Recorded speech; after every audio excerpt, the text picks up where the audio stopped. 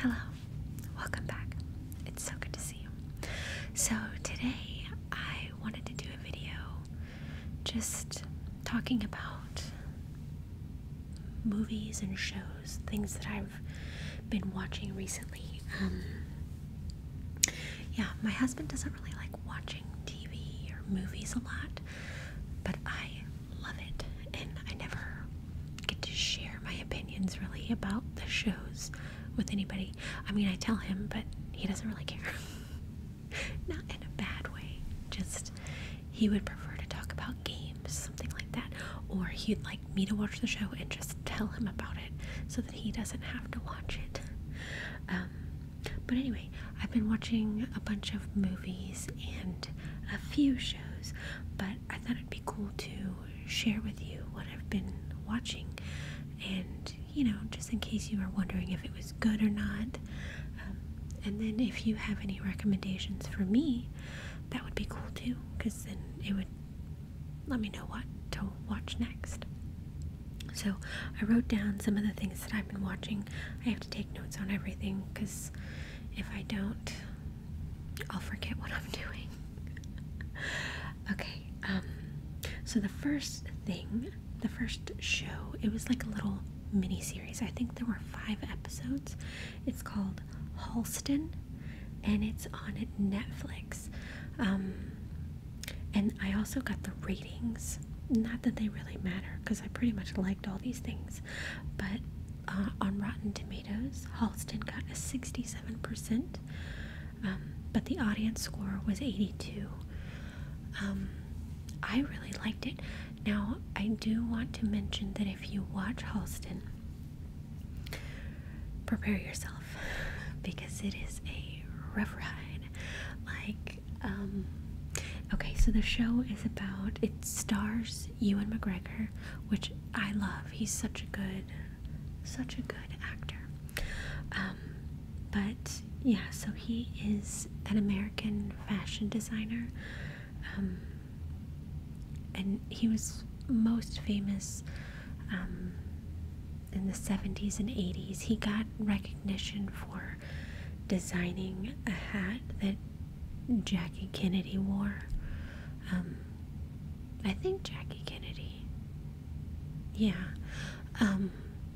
But anyway, so he started out as a hat designer, and then everybody decided that they hated hats, so he needed to go into, just regular fashion.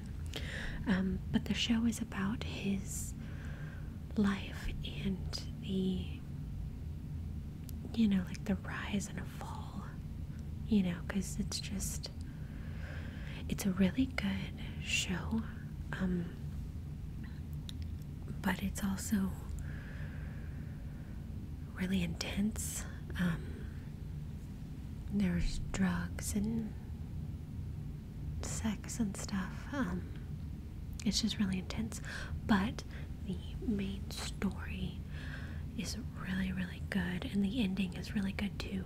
And I'm just like, I never knew who Halston was. Like, I didn't know, but I like watching biopics and that kind of thing. So yeah, I really, really liked it. And he was actually best friends with Liza Minnelli. That's Judy Garland's daughter, and they had a lot of similarities in their life, but they were best friends for a long time. Very good movie. Not movie, miniseries, whatever. Okay, the next one is In the Heights. It is on HBO Max, and Rotten Tomatoes gave it a 96, and then the audience score was a 95. I don't know if I'd give it that high of a score. I mean, musicals aren't my favorite, but I had to watch it because I knew it was going to be huge, because it was from the creator of Hamilton. Hamilton, I believe, is still on Disney Plus. It is the greatest musical I've ever seen in my entire life. Like, I'm not a huge fan of musicals, but Hamilton, it was awesome. It was like so cool. Like, you don't think of a musical being cool, but Hamilton was cool. Anyway, so In the Heights is a musical by the creator of Hamilton, Lin-Manuel Miranda. And so I was like, oh, well, after Hamilton, I'm gonna have to see it. It's probably amazing. And it was pretty good. It wasn't Hamilton, no way. But it was pretty good. I think it was set in like the 1980s in the Washington Heights or something like that. And it just has to do about, this story is about this main guy. It stars Anthony Ramos, who's also in Hamilton. I almost feel like he's Alexander Hamilton's son or something. I'm not sure. Anyway, but yeah, so the main character, Usnavi, I think that's his name, because when his dad came over from the Dominican Republic, he saw the ship in New York Harbor or whatever, and it said Usnavi, and he was like, I'm gonna name my son that, but it was U.S. Navy. Funny. Anyway, so it's just about Usnavi's life and how he wants to go back to the Dominican Republic, but you know, it's difficult, and there's love in it, and I don't know. I watched it just because I had to, because I knew it was going to be like a big thing. I mean, it was alright. I don't think that I would watch it again. Like, it wasn't so good that I'm like, oh, my heart, I have to see this again. There was one moment in the show that I was like, this is sad. Why am I about to cry? But, you know, it ended happily or whatever. But I just didn't like the ending. I thought it was kind of, they should have took it a different way, but whatever. Anyway, but still, it's something to see, you know, it's good. The next one is The Conjuring, The Devil Made Me Do It. This is also on HBO Max, and Rotten Tomatoes gave it a 56. Yikes.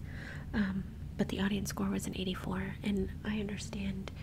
I don't know why Rotten Tomatoes gave it a 56, because maybe because it wasn't super scary or whatever, but I love the Conjuring universe because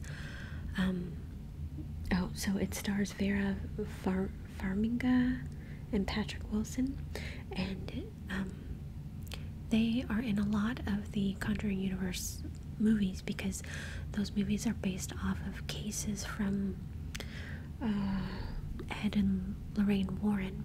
Those are real people who are basically demon hunters. Like, I mean, not demon hunters, but they help, you know, get rid of ghosts and stuff like that. I remember watching them. There was this show on the Discovery Channel like a long time ago, like I think in 2005 or something, and it was called A Haunting, and they would do scary real stories about ghosts and stuff like that. And that's when I was introduced to Ed and Lorraine Warren. It's because they were on that show a lot, because that show was based on a lot of cases that they dealt with in real life. Anyway, the movie, it's a true story about a man who was arrested, and he claimed that, you know, he had killed people or someone. I don't know, but he claimed that the devil made him do it. That's the name of the movie. But he had this demonic possession, and you know, it was like a real case, and Ed and Lorraine were involved in that case and stuff, and it's just a story of that.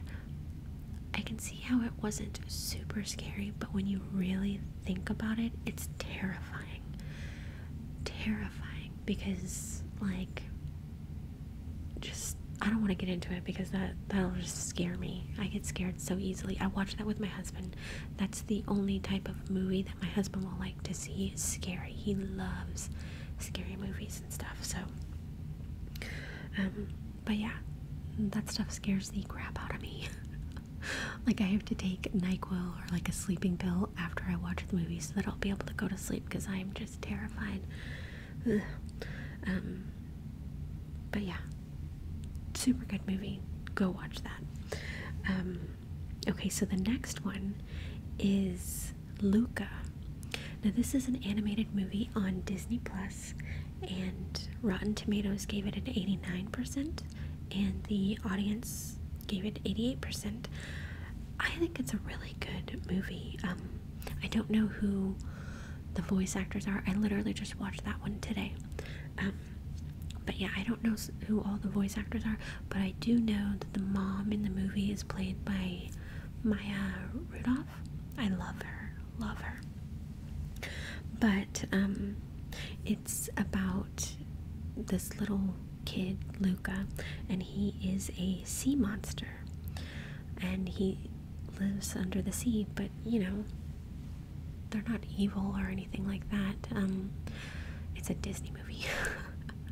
But he lives under the sea, and you know, it kind of reminds me of the Little Mermaid in the beginning, because he like floats around and finds like human artifacts and stuff like that, and he's just obsessed, you know. But his parents terrify him. They're like, you can never go up to the surface because there are sea monster murderers. That's what they do. That's all they want to do is murder, you know. And just like, they try and scare him. So what happens? He goes, you know, above the sea to land. Not on purpose, it happens accidentally. But then when he gets there, he realizes that once on land, he turns into a human. So when he gets in water or when he gets wet, he's a sea monster. When he's dry and on land, he's human. And yeah, it's just a story about how he spends his summer, and he runs away from home. But it's really, really good. Like, I would watch that movie again. Super good movie. And I had to watch it by myself. I told my kids about it. They would see ads for it and stuff, and I was like, do you want to watch Luca? And they were like, nah, not right now. And I'm like, I want to watch Luca. And so I asked them today, and they were just like, nah, they wanted their tablet time or whatever. And so I was like, whatever, I'm gonna watch that movie because I want to see it, and I'm glad I did. I will totally watch that movie again. Okay, so the next, it's not a movie, it's like a little mini series. I think it has 3 episodes, but it was called Death and Nightingales, and it was on Stars. Rotten Tomatoes gave it a 60%, and the audience score gave it a 33%. I don't know why. I loved this show. But yeah, so it stars Matthew Rhys and Anne Skelly. Matthew Rhys is such a good actor. I love anything that he has ever been in. He's just so good. But it is set in 1885 Northern Ireland. And it's just about this girl who, like, I guess her mom died or something, and so she has to stay with her dad, but it turns out her dad isn't really her dad, he's her stepdad, and normally he's okay, but when he drinks he gets angry and just weird, and she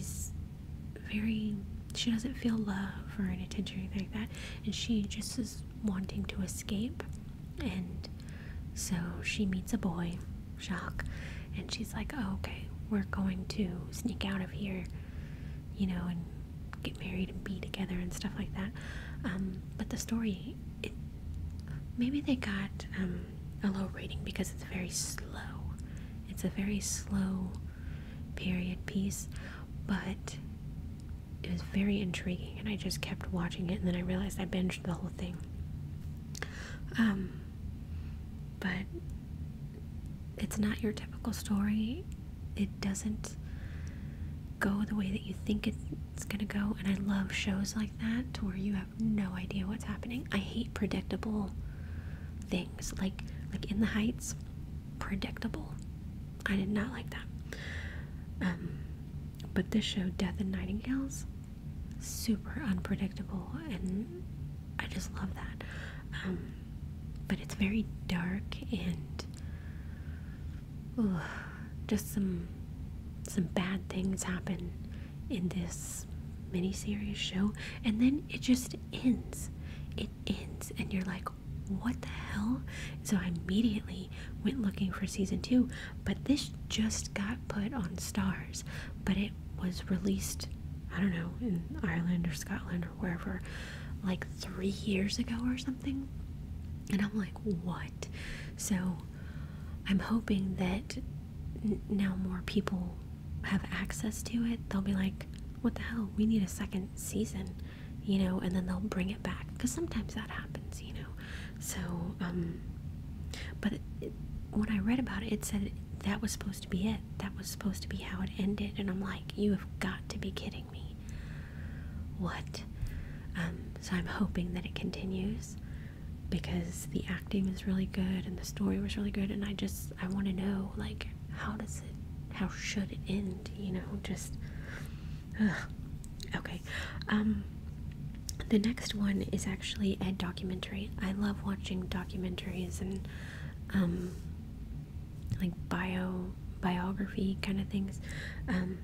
This is Tina, and it's on HBO Max. Rotten Tomatoes gave it a 92, and audience score gave it a 92, and it is really good. It's just a documentary about the life and career of Tina Turner, and it's just so good. Like, there's lots of home movies and, you know, stuff from paparazzi, you know, news shows, like, just documenting her whole life and career. Like, it's so good. And how her husband, Ike Turner, just, like, basically ruined her life, and, you know, she can't even go on to this day without people mentioning him to her.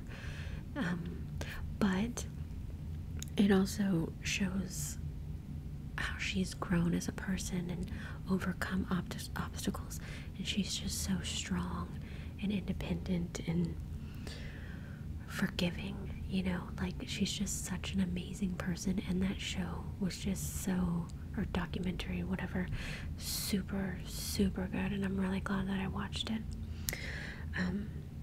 Also, another documentary was on HBO Max, and it is Alan v. Farrow. Rotten Tomatoes gave it an 82%. Audience score is 61%. I don't know why the audience gave it 61. It was really good and really eye-opening. It basically tells you the real story about what happened between Woody Allen and Mia Farrow. And it's very eye-opening and shocking. And I'm really shocked that since the documentary came out, you know, it hasn't been more in the press, and, you know what I mean? Like, I don't know. It's just, I don't want to go into details about it because, yeah, but it's just really good, and there's a lot of things that I didn't know before.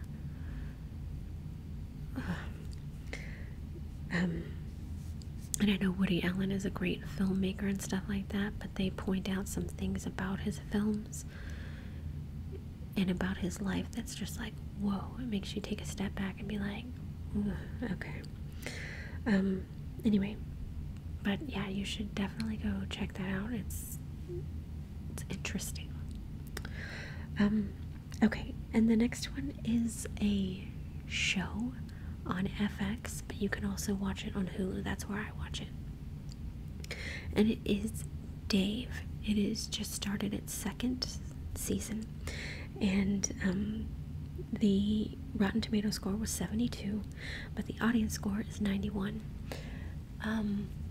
Yeah, the show is definitely different. It is about this dorky skinny white rapper, Dave Bird, also known as Little Dicky. And it's not based on his life story. I think it's loosely based on his life story, or because he wrote it, all those things. But he's a really good rapper, but he just like came out of nowhere. And I think he was like in accounting or advertising, something like that. And then one day he just woke up and was like, I want to be a rapper. And he's really good at it. And that's what he did. He took his life savings and his bar mitzvah money or something, I don't know, and he created an album, and like I think Snoop Dogg, helped him out or something. But he's like friends with all these rappers in real life, and they're all like, he's really good, and they helped him, and yeah, he's very funny too. He's like a funny rapper, but he's really talented. And the show is about him quitting his job and trying to become a rapper, but it's real awkward, and I don't know, it's funny. It's just really, really funny. And then the last thing is this new show. The normal shows aren't on right now because it's summer. They've all gone on to their like summer break or whatever. But there's this new show on Fox, also on Hulu, which is where I watch it. And it's an animated show. It's like 22 minutes long or something, called Housebroken. And it stars Lisa Kudrow and Will Forte and a bunch of other people, but I can't remember their names. Rotten Tomatoes gave them a score of 50 and the audience score of 67. I can see why. It's because it's like, I don't know how I feel about this show, but for some reason I'm still watching it. I think it's just because I want to see where it goes. It's very, very strange. So it is an animated show about dogs, and Lisa Kudrow is the main dog, and she's like a therapy dog, and so she feels that it's her need to help all the other animals in the neighborhood. So while her owner is away, she holds this dog therapy group, or animal therapy group, because there's cats, there's a turtle, and they all have these strange emotional things going on, and it's just very strange. But for some reason I'm watching it, and I want to see where it goes. I don't know, based off of these ratings, I don't know if it will actually like continue or not,